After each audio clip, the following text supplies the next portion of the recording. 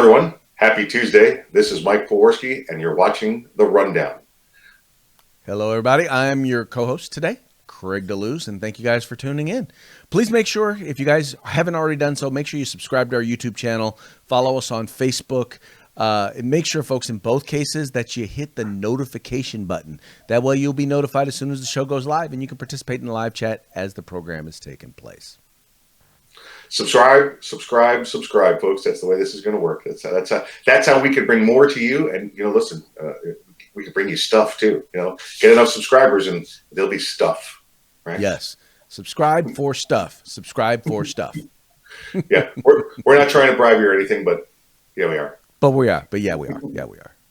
That's the way this thing works. Craig, interesting week going on around town, around the world, around the country, around the globe.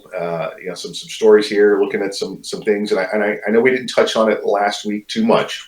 I think we need to touch on this week a little bit the status on the trial update for the George Floyd killing of Officer Derek Chauvin.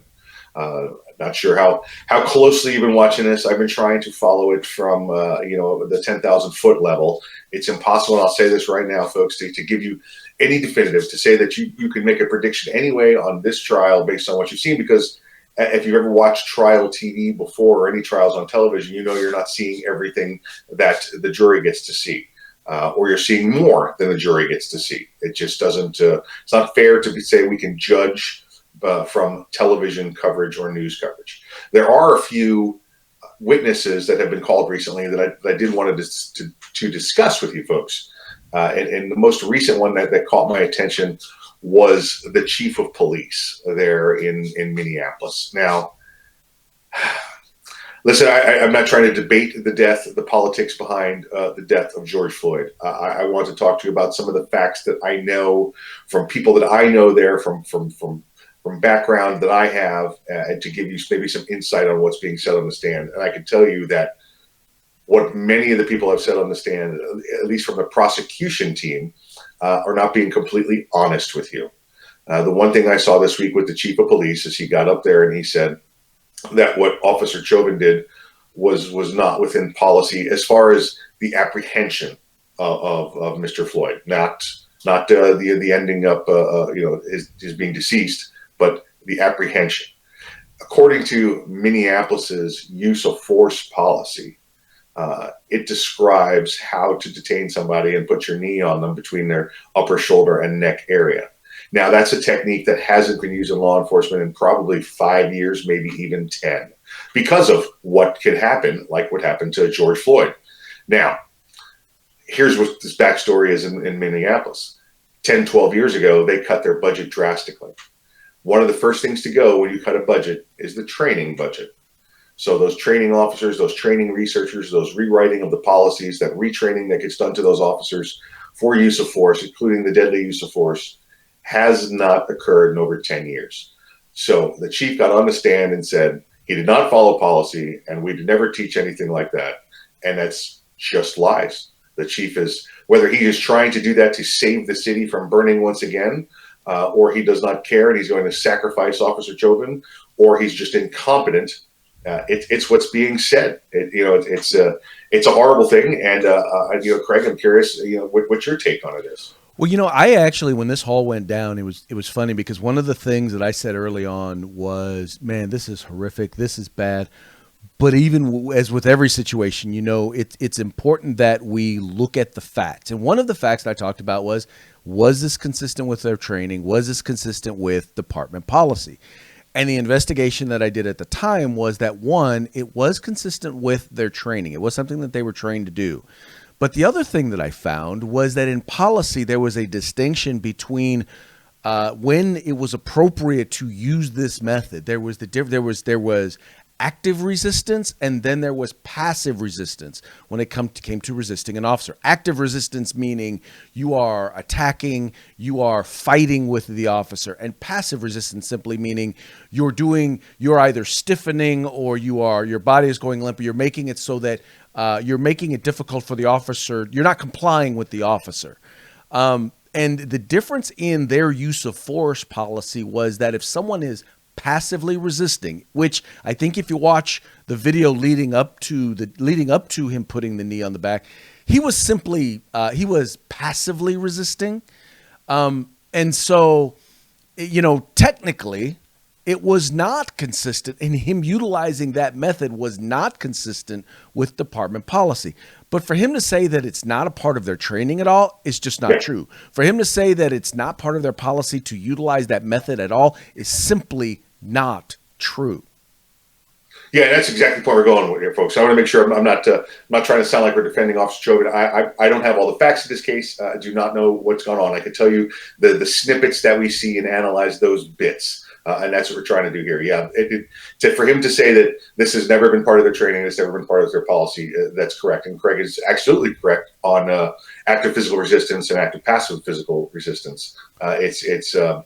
It's weird and it changes, Craig, and that's the other Yeah. that's the other issue. You may get a piece of training and they may tell you it's for active physical resistance, and then some point it changes to passive physical resistance. I'll give you an example. When tasers first came out in many departments, tasers were applied during passive physical resistance. Basically, if you stood there and said, "Sir, turn around, put your hands behind your back, you're under arrest," and they said no, and didn't do anything else besides say no, you could use the taser.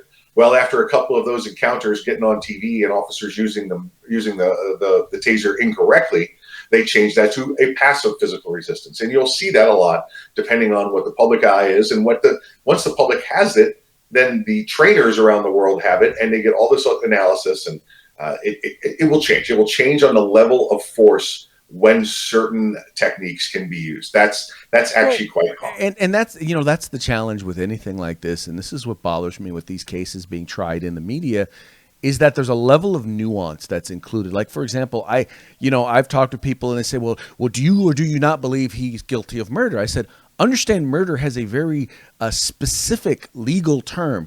Murder means you intended to take a life, right? Whether it's first degree murder where you laid in wait, you planned, or it's second degree murder where maybe it was in the heat of passion, but your intent was to kill someone.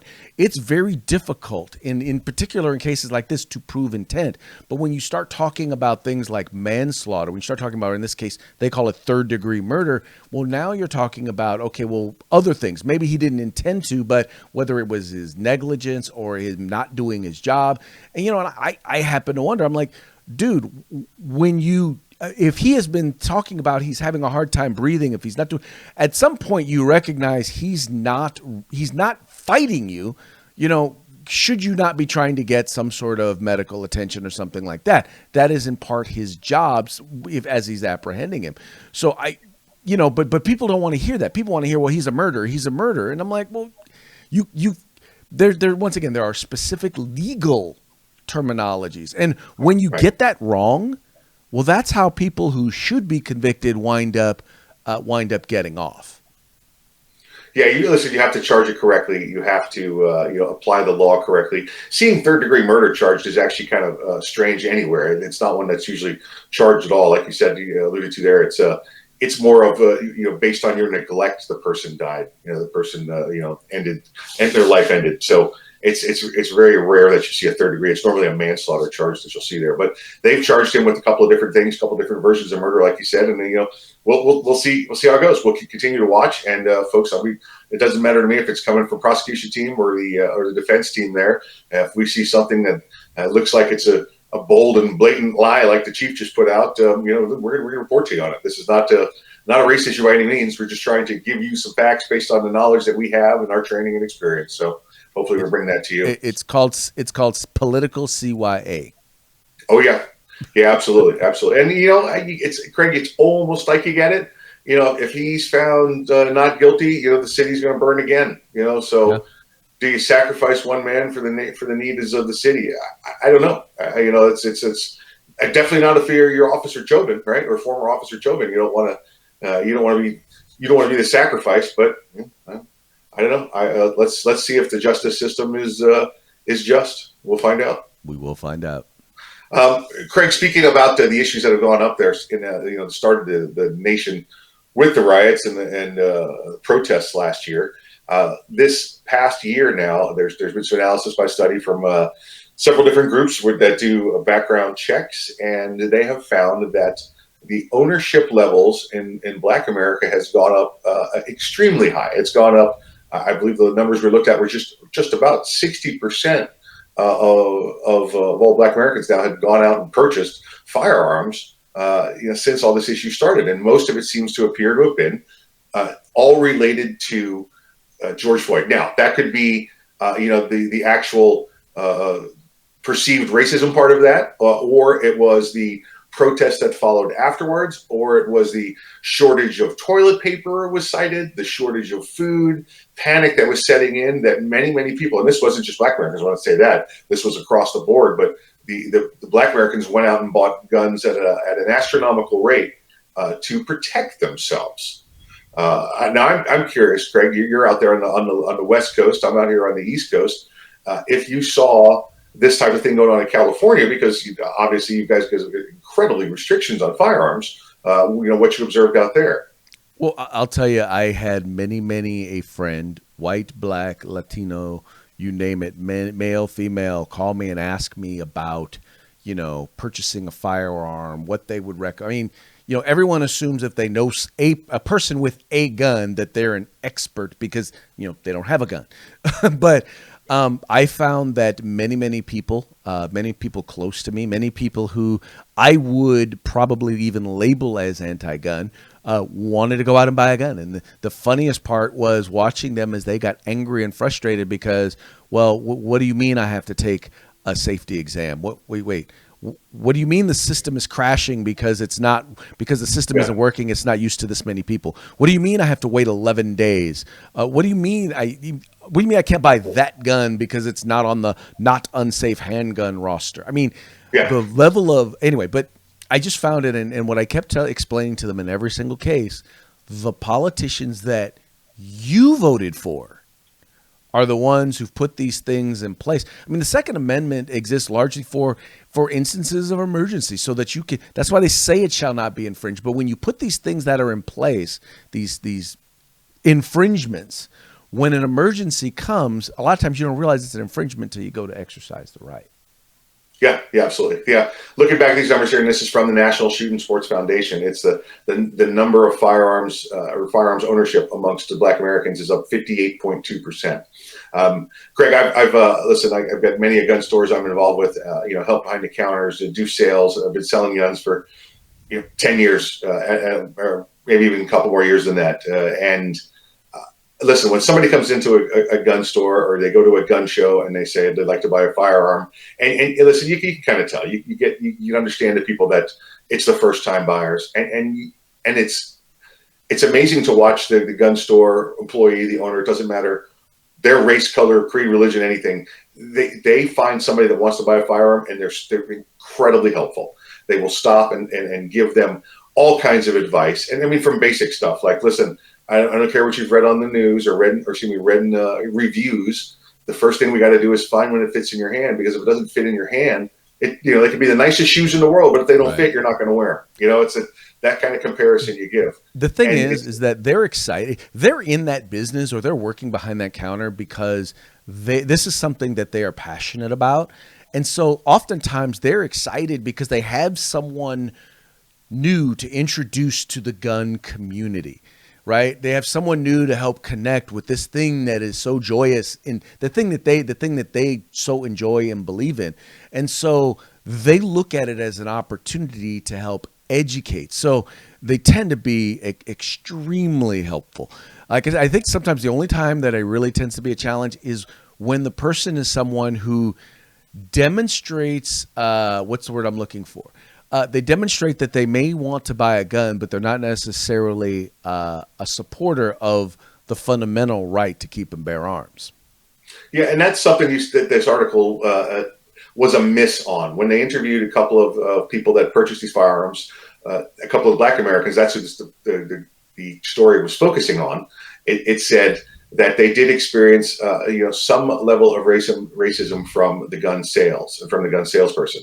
And I'm sorry, of the thousands and thousands of gun transactions I've been involved with, I've never seen that. Whether it was white salesman, black salesman, white recipient, black recipient, it didn't matter. The only thing that you saw, and it was like Craig, you just alluded to there, was when they came in and gave you their anti-gun speech or their gun control speech, yet they still wanted to come in and take advantage of the law that we support and they oppose. And you'd have that little talk, or you give them that little, out of the corner of your eye. But it was never, ever, ever, I've seen it, about race. Has it existed before? Sure. Everything's existed in the past. I'm not saying it doesn't exist, but it's not been my experience over. And by the way, that's tens of thousands. And by the way, that's not to say that there aren't some racists who own or work behind guns. Sure. Right. Guess what? There are racists everywhere. Yep. There are some racists everywhere. I think they're in a lot smaller numbers than some would have us to believe. But overall, simply someone taking issue with your political stance. I mean, it's like I said, it's one of those things where if someone said, well, I believe in your right to choose your own religion. I believe in freedom of religion, but I'm going to come against your religion. I'm not going to allow you to practice your religion. I just believe that I should be allowed to practice mine. Well, obviously, you're going to see a certain level of hypocrisy in that, and that frustration with that hypocrisy is probably going to show on your face. Yeah, exactly. And that's again, that was my point of this story. That what went bad was that what happened maybe once or twice was reported as the mass majority of times that it was a racist transaction, or they received racist attitudes during the transaction. But you know what? That's the media, and that's the way the media wants to report these things to you. That's the way this administration's attitude is going to be. That's the way now the media is back to pushing that agenda again, and we see that in other places as well. Listen, Craig, we talked about. In Georgia the past week with what's going on with Major League Baseball leaving, and we're gonna jump into that story. But even before we get there, we saw the media attack Governor Ron DeSantis this past weekend on their 60 Minutes radio show, and this was the way they tore into him was it should be criminal. Some of the accusations they made against the governor, who has the vaccine being distributed amongst one of it is the largest supermarket chain in the state of Florida. It's called Publix. If you're in the Southeast, you know about Publix. If you're not, it's just a really good, large grocery chain in the state of Florida, homegrown Florida grocery chain. And they went to the governor's office via the mayor, the Democrat mayor in Palm Beach County, and they said, listen, we can help. We have every one of these grocery stores has a big pharmacy in it, like most grocery stores do. And they said, we can help. So from the mayor's office in Palm Beach County, they go to the governor's office and say they would like to help. Now, CBS found that somewhere along the line, Publix made a contribution of $100,000 to the governor's reelection campaign. So immediately, according to them, that's an inappropriate action, and it's Publix trying to buy favor. Not one other fact in the entire article that ties Publix to the governor. And everything that they did expose shows that governor never reached out to Publix. Publix never reached out to the governor. They reached out to other localities, and those localities went there. They went with Publix because of their ability to get it done tomorrow. Whereas the other pharmacies, Walgreens, CVS, and nothing against them, they didn't have the infrastructure in place to make it happen as fast as Publix could. And all of a sudden, CVS and 60 Minutes are all over Governor DeSantis. He's a criminal. Well, but here's the thing, and this is, whether it's CNN, CBS, or you look at all of these media sources, the fact is that the mainstream media has demonstrated they're not objective. They're not unbiased. They have demonstrated that they have a political perspective, and they are going to include that in all of their reporting. There was a story that I saw where when we were talking about the Georgia voter law, they literally were calling it Jim Crow. They were talking about Republicans were putting cologne on Jim Crow. That is the story, right? Well, I'm not talking opinion. That's the story, that the headline that is put out on a story that's put out by CNN. And then they wonder why we call them fake news. They wonder why they have the lowest level of credibility ever, why no one trusts them. And once again, it's because they fail over and over again to have objectivity, and they're trying to actually be activists not Yeah. simply reporters of the news and what's going on. Yeah, absolutely. Listen, here they are attacking Governor DeSantis for having one of the best rollouts of the vaccine, the lowest state, infection rate. You've got, Florida's been back to work for months and months and months now. They've gone after, they have not gone after Governor Cuomo for having, death buildings with sending, They the still elderly haven't. people They into still haven't. They're going after him because he's being sexually inappropriate with women around him. But sure they have sex said sells. almost nothing over the fact that he sent elderly people with COVID into nursing homes and was responsible for thousands of deaths. Yeah, and fake the numbers. And then, and then fake the Faked numbers. and lied about the numbers. His own staff now come out about that. Yep, I was told to do this, and oh, by the way, he touched me in a bad place, and I don't mean Cleveland. So that's what's going on with Governor Cuomo there. Now they've also gone after Governor Kemp.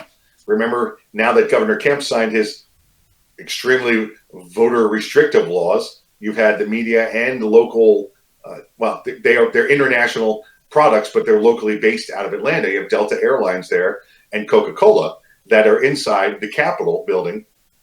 Delta is a sponsor and a contributor. The Coca-Cola product itself is in the Capitol, and evidently it's been a long-standing tradition that the Capitol building and the governor's house all are supplied with Coca-Cola. They just, here you go, drive the truck over, unload it, and there's free Coca-Cola for everybody that's in the building and in the house. Well, not anymore. Some Republican lawmakers have said, put that stuff in a box and send it back.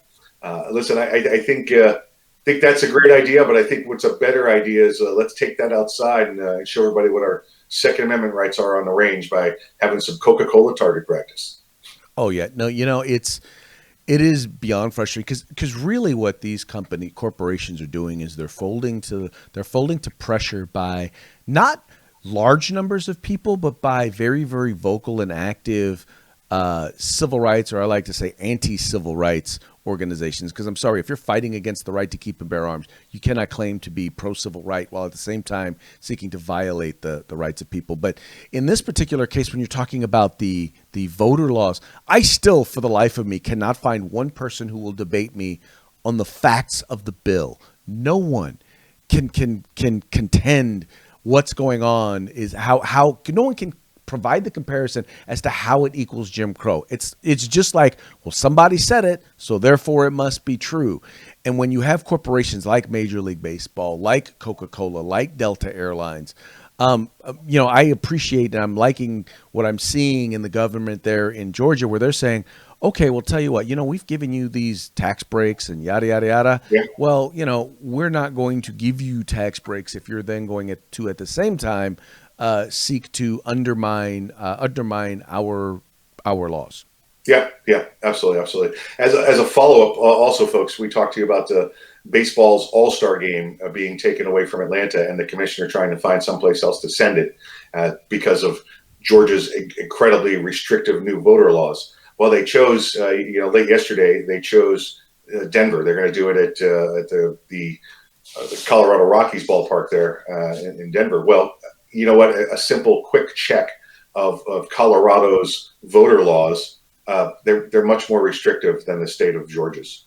So the hypocrisy of the MLB to say, well, these laws are too restrictive now, we're going to move it somewhere else. Well, they moved it someplace where the laws are even more restrictive. And that's what happens when you don't stay in your lane. Yeah.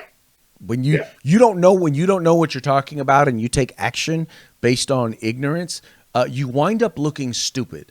And that's exactly what's happened to Major League Baseball. They now look stupid, and it is going to, in the end, cost them billions of dollars because people are either going to cut back on, and that's, by the way, I'm not a big boycott fan. I mean, it's because I say that only because it's hard to, if you said I'm going to cut out every single entity or every single business or every single product that is not in line with my values, you're literally not going to be able to eat anything, watch anything or anything like that. But if I can pare back my use, so if I can say, okay, well, you know what, if I were a Mets fan, you know what, I'm only going to follow my Mets. I'm not going to buy any gear. I'm not going to pay to go to any games. or anything like that. See, you can reduce the amount that you're spending or the amount of attention that you're paying, and you can actually still have a financial impact, and it'll actually something you can actually sustain for a much longer period of time. Yeah, and listen, I think I said that earlier this week. That's exactly what I'm going to do. I'm going to continue to follow my team. It's just it's in my blood. Grew up in the shadows of Shea Stadium. It's in my blood. But I will not pay for TV to watch it. I will not pay for a service to watch it. I will not pay for the MLB package. I will not pay to listen to it. I will find a way. There's plenty of free ways to do it that I can do it. I won't go to a game because that would be giving money to Major League Baseball. I know that hurts the individual team, but Major League gets a cut of every bit of that. They don't exist. It's kind of like taxes. Every team has to pay the organization to run it. I will not definitely buy from any of the sponsors. That they're just going to have to suck it up. I'm going to vote with my wallet. I'm going to still watch my team or follow my team, but I'm going to make sure they don't get a dime of any of my money, and they're going to know that for sure. Yeah, and sometimes that's just the way you have to do it. After the Sacramento Kings decided that they were going to fire their announcer for tweeting "All Lives Matter," and then hired a person who basically tweeted out when he worked for ESPN how he hated cops. I just cut them off. I'm like, the Sacramento Kings are dead to me. I don't watch that. I don't watch any NBA. Having said that, compare that to I'm also a Cowboy fan.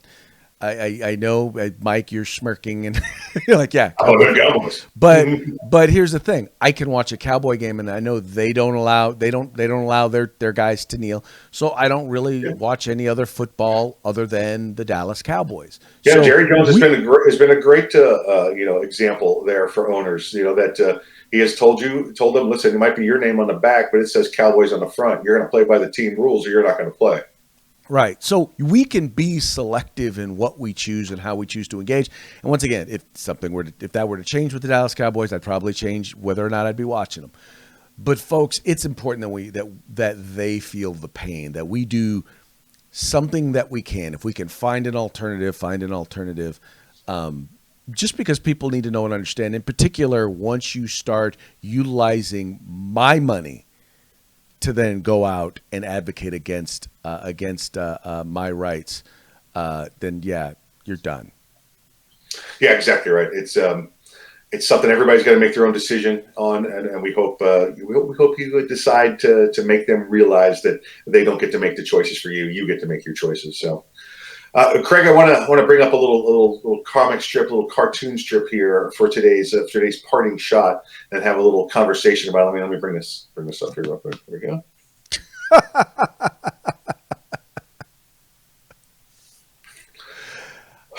Why does that remind me so much of the ATF?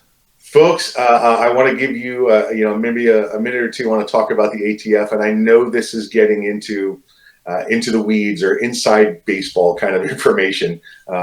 If you're not familiar with what ATF's going on, the ATF has a set of ridiculous rules when it comes to interpretation of what kind of firearm it is. Now, listen, there's no discrepancy in my mind about.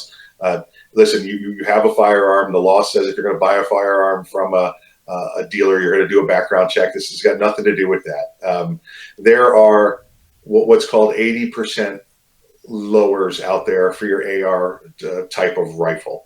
And what you're looking at there is one of them that somebody's drilled a number of holes into and turned into a cheese grater. So the joke is it's not a receiver, it's a cheese grater. Well, one of the holes, and this is how crazy it is, one of the holes that's in there, and unless you really, really know, one of those holes makes it a 10-year felony with a $200,000 fine that they drilled across that receiver. The ATF has been for many years, and I don't say this, the agency side, the law enforcement side has always been a great group of men and women that have done their job and tried to carry out federal laws as sees fit. The industry side has they will change the interpretation of something on you or daily. They rule via memorandum and interpretation rather than the laws and codes. So this is poking fun at that. They will get. a short barrel rifle and tell you it's a pistol, and a pistol and tell you it's an any other weapon, and any other weapon and tell you it's a, Craig, this is the newest one, I swear to you this is true, they will call it, that's a non-gun gun, because it doesn't meet the definition of anything else, but we still know it's a gun, so it's a non-gun gun. Well, and the thing that angers me about this is in no small part the fault of the legislature, Congress. And you see this happen in legislatures all throughout the country, where you have people who are passing laws who have no idea what they're talking about and what they're doing. And because they lack the technical knowledge to implement the sorts of controls and limits that they want to impose, they pass very vague bills with vague language, and then they pass it on to unelected, unaccountable bureaucrats to then provide definitions. And those definitions, based on the politics of the administration that is in place, then change. And so you have people who are writing law who are not part of the legislative branch.